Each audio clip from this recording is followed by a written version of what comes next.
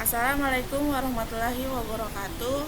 Perkenalkan, nama saya Yustiawati Wabula dengan NIM A1H1249093. Di sini saya mau menjelaskan tentang mata kuliah filsafat pendidikan. Langsung saja masuk pada bab pertama. Ruang lingkup filsafat ilmu. Ilmu sebagai objek kajian filsafat. Seperti yang kita ketahui, objek material adalah sesuatu yang dijadikan sasaran penyelidikan, seperti tubuh manusia adalah objek material ilmu kedokteran. Adapun objek formalnya adalah metode untuk memahami objek material tersebut, seperti pendekatan induktif dan deduktif. Objek material filsafat adalah segala yang ada yang tampak dan ada yang tidak tampak. Ada yang tampak adalah dunia empiris, sedangkan yang tidak tampak adalah alam metafisika. Adapun objek formal filsafat adalah sudut pandang yang menyeluruh, radikal, dan rasional tentang segala yang ada. Filsafat teoritis mencakup metafisika, fisika, matematika, dan logika. Sedangkan filsafat praktis adalah ekonomi, politik, hukum, dan etika. Pengertian filsafat ilmu. Filsafat adalah ilmu pengetahuan yang menyelidiki hakikat akan segala sesuatu untuk memperoleh kebenaran, dan ilmu pengetahuan tentang hakikat menanyakan apa hakikat atau inti dari segala sesuatu. Sedangkan filsafat ilmu adalah cabang filsafat yang mempelajari dan mempertanyakan secara sistematis mengenai hakikat pengetahuan, ilmu yang berhubungan dalam masalah-masalah filosofis dan fundamental yang terdapat pada ilmu untuk mencapai pengetahuan ilmiah. Tujuan filsafat ilmu. Filsafat mempunyai 5 tujuan, yaitu mendalami unsur pokok ilmu sehingga secara menyeluruh kita dapat memahami sumber, hakikat, dan tujuan ilmu. 2. Memahami sejarah pertumbuhan, perkembangan, dan kemajuan ilmu di berbagai bidang hingga kita dapat gambaran tentang proses ilmu kontemporer secara historis. 3. Menjadi pedoman para insan akademis di perguruan tinggi, terutama persoalan yang ilmiah dan non-ilmiah. 4. Mendorong pada calon ilmuwan dan ilmuwan untuk konsisten dalam mendalami ilmu dan mengembangkannya. 5. Mempertegaskan bahwa dalam persoalan sumber dan tujuan antara ilmu dan agama tidak ada pertentangan. Bab 2. Sejarah perkembangan ilmu. Landasan ilmu pada zaman Yunani. Periode filsafat Yunani merupakan periode yang sangat penting dalam sejarah peradaban, karena manusia pada waktu itu terjadi perubahan pola pikir manusia dari mitosentris menjadi logosentris. Pola pikir mitosentris adalah pola pikir masyarakat yang sangat mengandalkan mitos untuk menjelaskan fenomena alam seperti gempa bumi dan pelangi. Pada zaman Yunani kuno, ilmu pengetahuan mulai berkembang sebagai hasil dari pemikiran rasional dan upaya memahami alam semesta melalui logika, observasi, dan analisis. Thales dianggap sebagai pelopor filsafat alam karena memandang alam sebagai sesuatu yang dapat dijelaskan tanpa intervensi mitos. Pythagoras memperkenalkan prinsip-prinsip matematika yang mendasari banyak fenomena alam, sementara Socrates, Plato, dan Aristoteles mengembangkan filsafat yang menjadi kerangka bagi berbagai disiplin ilmu. Aristoteles khususnya memberikan kontribusi besar dengan merumuskan dasar-dasar logika dan pendekatan sistematis dalam mempelajari alam. Selain itu, para ilmuwan Yunani kuno mulai menggunakan pengamatan langsung dan argumentasi untuk membangun teori. Meskipun metode ilmiah formal belum sepenuhnya terbentuk, pemikiran ini menjadi landasan penting bagi perkembangan ilmu pengetahuan di masa berikutnya, masuk periode Renaissance dan era ilmiah modern. Perkembangan ilmu zaman Islam. Yang pertama, penyampaian ilmu dan filsafat Yunani ke dunia Islam. Kedua, perkembangan ilmu pada masa Islam klasik. Ketiga, perkembangan ilmu pada masa kejayaan Islam. Dan yang keempat, masa keruntuhan tradisi keilmuan dalam Islam. Kemajuan ilmu zaman Renaissance dan modern. Yang pertama, masa Renaissance abad ke-15 sampai 16. Pada zaman Renaissance, ini manusia barat mulai berpikir secara baru dan secara beransur-ansur melepaskan diri dari otoritas kekuasaan gereja yang selama ini telah membelenggu.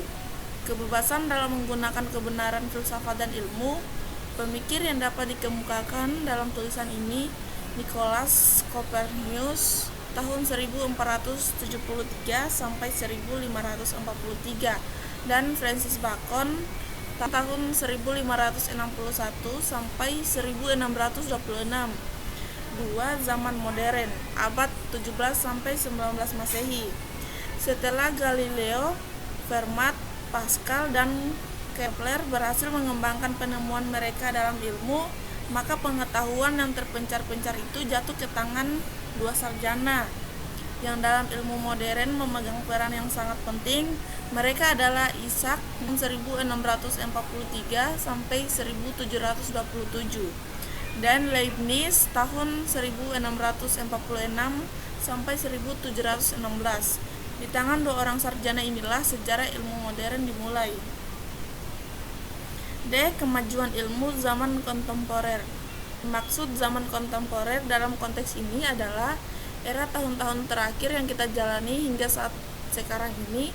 Hal ini yang membedakan pengamatan tentang ilmu di zaman modern dan zaman kontemporer adalah bahwa zaman modern adalah era perkembangan ilmu yang berawal sejak sekitar abad ke-15, sedangkan zaman kontemporer memfokuskan sorotannya pada berbagai perkembangan terakhir yang terjadi hingga saat sekarang.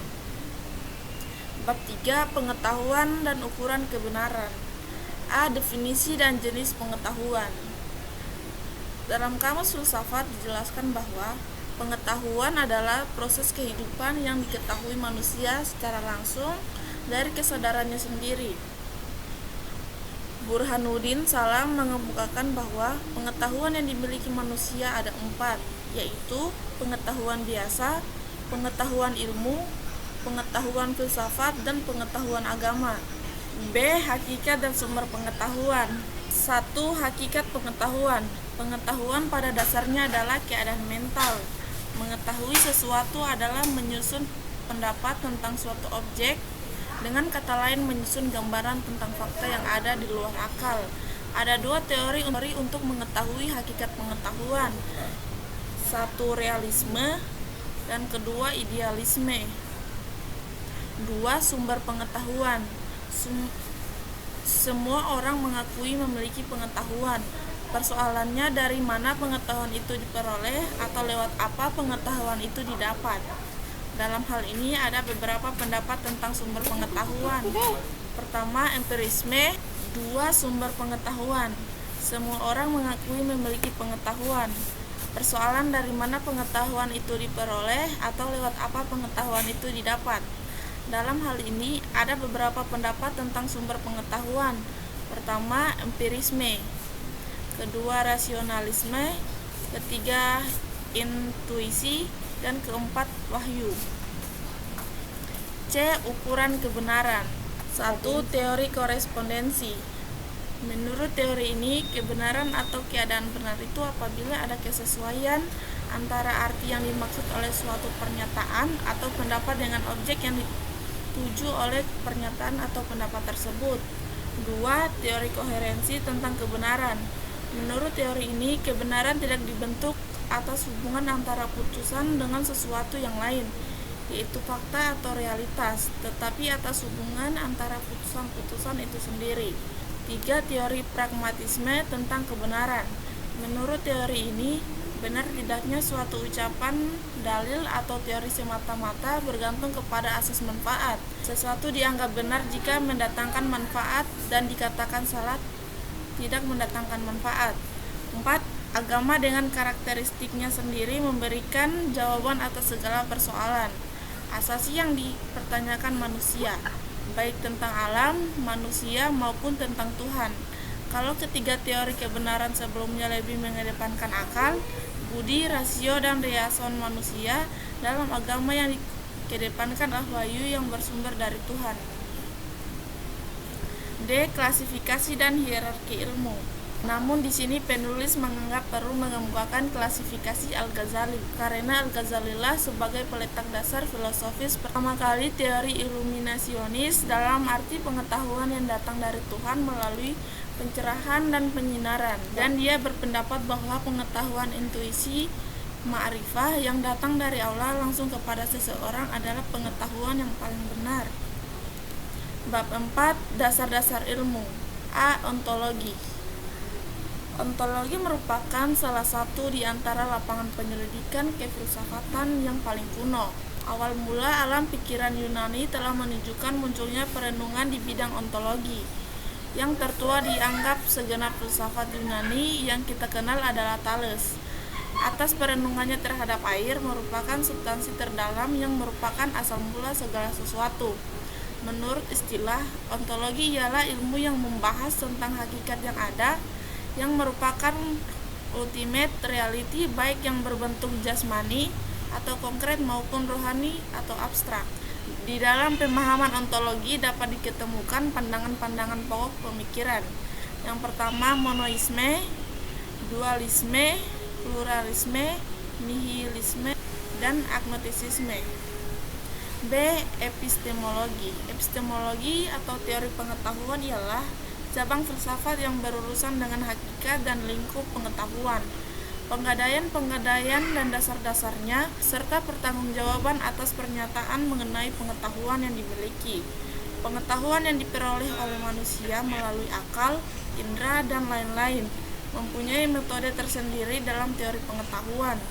Di antaranya metode induktif, metode deduktif, metode positivisme, metode kontemplatif, dan metode dialektis. C. Aksiologi. Ilmu merupakan sesuatu yang paling penting bagi manusia, karena dengan ilmu semua keperluan dan kebutuhan manusia bisa terpenuhi secara lebih cepat dan lebih mudah, dan merupakan kenyataan yang tidak bisa dipungkiri bahwa peradaban manusia sangat beruntung kepada ilmu. Bab 5. Sarana ilmiah. A. Bahasa. Bahasa memegang peranan penting dalam suatu hal yang lazim dalam ilmu dan kehidupan manusia. Kelaziman tersebut membuat manusia jarang memperhatikan bahasa dan menganggapnya sebagai suatu hal yang biasa, seperti bernapas dan berjalan. Padahal bahasa mempunyai pengaruh-pengaruh yang luar biasa dan termasuk yang membedakan manusia dari ciptaannya. 1. Fungsi bahasa. Secara umum dapat dinyatakan bahwa fungsi bahasa adalah koordinator kegiatan-kegiatan masyarakat, penetapan pemikiran dan pengungkapan, penyampaian pikiran dan perasaan, penyenangan jiwa, dan pengurangan kegoncangan jiwa. 2. Bahasa sebagai sarana berpikir ilmiah. Untuk dapat berpikir ilmiah, seseorang selayaknya menguasai kriteria maupun langkah-langkah dalam kegiatan ilmiah. Dengan menguasai hal tersebut, tujuan yang akan digapai akan terwujud. Di samping menguasai langkah-langkah, tentunya kegiatan ini dibantu oleh sarana berupa bahasa, logika, matematika, dan statistika. 3. Bahasa ilmiah dan bahasa agama. Telah diutarakan sebelumnya bahwa bahasa ilmiah adalah bahasa yang digunakan dalam kegiatan ilmiah, berbeda dengan bahasa agama. Ada 2 pengertian mendasar tentang bahasa agama. Pertama, bahasa agama adalah kalam ilahi yang terabadikan ke dalam kitab suci. Kedua, bahasa agama merupakan ungkapan serta perilaku keagamaan dari seseorang atau sebuah kelompok sosial. B. Matematika. Dalam abad ke-20 ini, seluruh kehidupan manusia sudah mempergunakan matematika. Baik matematika ini sangat sederhana, hanya untuk menghitung 1, 2, 3, maupun yang sangat rumit. Misalnya perhitungan antariksa, demikian pula ilmu-ilmu pengetahuan. Semuanya sudah mempergunakan matematika, baik matematika sebagai pengembangan aljabar maupun statistik. 1. Matematika sebagai bahasa. 2. Matematika sebagai sarana berpikir deduktif. 3. Matematika untuk alam dan ilmu sosial. C. Statistik. 1. Pengertian statistik. Statistik merupakan sekumpulan metode untuk membuat keputusan yang bijaksana dalam keadaan yang tidak menentu. 2. Sejarah perkembangan statistik. Statistik berkembang sejak zaman kuno sebagai alat pencatatan data penduduk dan pajak. Abad ke-17 menandai awal statistik deskriptif, sementara abad ke-18 dan ke-19 memperkenalkan probabilitas dan distribusi data. Abad ke-20, Ronald Fisher mengembangkan statistik inferensial dan era modern memperluas penggunaannya dengan teknologi data dan machine learning. 3. Hubungan antara sarana ilmiah bahasa, logika, matematika, dan statistika. Bahasa, logika, matematika, dan statistika saling melengkapi dalam analisis ilmiah.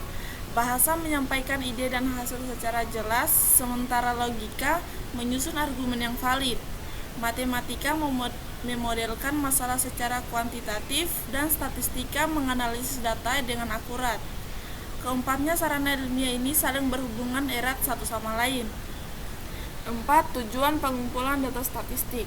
Tujuan dari pengumpulan data statistik dapat dibagi ke dalam dua kelompok besar, yang secara kasar dapat dirumuskan sebagai tujuan kegiatan praktis dan kegiatan keilmuan. 5. Statistika dan cara berpikir induktif. Ilmu secara sederhana dapat didefinisikan sebagai pengetahuan yang telah teruji kebenarannya. 6. Peranan statistika dalam tahap-tahap metode keilmuan. 7. Penerapan statistika. Statistika diterapkan dalam penelitian pasar, penelitian produksi, kebijaksanaan penanaman modal, kontrol kualitas, seleksi pegawai, kerangka percobaan, dan masih banyak lagi. D. Logika. Logika adalah sarana untuk berpikir sistematis, valid, dan dapat dipertanggungjawabkan. Karena itu, berpikir logis adalah berpikir sesuai dengan aturan-aturan berpikir, seperti setengah tidak boleh lebih besar daripada satu. Bab 6. Tantangan dan masa depan ilmu. A. Kemajuan ilmu dan krisis kemanusiaan. Kemajuan ilmu dan teknologi yang semula bertujuan untuk mempermudah pekerjaan manusia, tetapi kenyataannya teknologi telah menimbulkan keresahan dan ketakutan baru bagi kehidupan manusia. Krisis kemanusiaan tidak saja terjadi akibat teknologi maju, tapi juga akibat dari kecenderungan, ideologi, dan gagasan yang tidak utuh. Contohnya, ide dan gerakan emansipasi yang dikumandangkan oleh para penggerak feminisme yang mendorong agar wanita diberi kesempatan yang sama di area publik dengan laki-laki. Kesempatan ini kemudian ternyata dimanfaatkan oleh perusahaan padat karya dengan merekrut pekerjaan perempuan lebih banyak dibandingkan laki-laki. B. Agama, ilmu, dan masa depan manusia. Agama dan ilmu dalam beberapa hal berbeda, namun pada sisi tertentu memiliki kesamaan. Agama lebih mengedepankan moralitas dan menjaga tradisi yang sudah mapan, cenderung eksklusif dan subjektif. Sementara ilmu selalu mencari yang baru, tidak terlalu terikat dengan etika, progresif, bersifat inklusif, dan objektif. Kendati agama dan ilmu berbeda, keduanya memiliki persamaannya, yakni bertujuan memberi ketenangan dan kemudahan bagi manusia. Mungkin itu saja yang dapat saya sampaikan, lebih dan kurangnya mohon dimaafkan. Assalamualaikum warahmatullahi wabarakatuh.